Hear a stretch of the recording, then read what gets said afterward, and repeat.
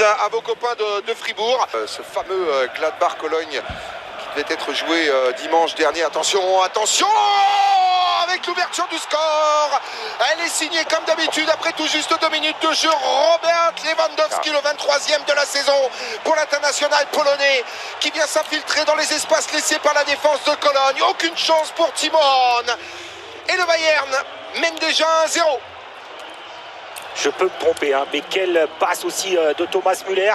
Dernière, il est encore en pleine forme, tout comme l'est aussi Kingsley Coman. Ça fait du bien pour cette formation bavaroise avec le coup d'œil de Thomas Müller. Alphonso Davies pour Robert Lewandowski face à Barona. Thomas Müller, la remise, Coman. 5 minutes de jeu, le Bayern fait le break grâce à Kingsley Coman, deuxième but de la saison pour l'international français. Comme ça fait du bien. Et quel jeu, quel geste de Thomas Müller, incroyable. On avait quitté Kingsley Coman avec un but face à Mayence. Là, il est à la conclusion de cette action collective de très haut niveau. Son appui et ensuite tombe. Premier corner. Joshua Kimmich pour venir s'en charger. Deuxième poteau et Itsiboué battu sur le contrôle de Serge Gnabry. Et ça fait 3, 12e minute. Et l'international allemand sur un contrôle orienté absolument parfait pour sécher encore un peu plus les espoirs de Cologne. Complètement pris à la gorge dès l'entame de ce match. Incroyable. Ouais, c'est Kimmich qui frappe ce joli corner. Une équipe du Bayern qui ne marque pas trop souvent sur ce secteur de jeu depuis le début de la saison. C'est la 5e fois.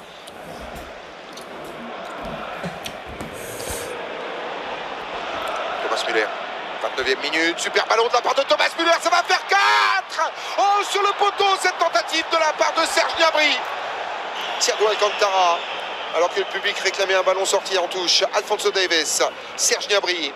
Oh, il a des espaces, Serge Gnabry, Gnabry 4-0 en faveur du Bayern Munich, 66e minute, pour venir déposer la totalité de la défense de Cologne. Oh, c'est énorme ce qu'il vient de faire encore une fois. La petite interrogation du côté des joueurs de Cologne, c'est est-ce qu'il y avait faute? Le ballon était sorti à l'opposé. Et ensuite Timo Horn. Et là je peux vous traduire, das gibt's doch nicht, c'est pas possible. Ah, quand il part comme ça, balle au pied, on pensait qu'il était fatigué là. Est-ce qu'il y avait faute sur cette action? De Drexler, Sriri, pressé par Corentin Tolisso. Ces deux-là se sont déjà croisés en championnat de France de Ligue 1. John Cordoba. La peine dans la profondeur de Florian Kainz. Kainz, deuxième poteau. Et là voilà la réduction du score et elle est méritée pour le FC Cologne. Il n'y a pas de position de hors-jeu. Marcout pour son deuxième but avec les Rouges.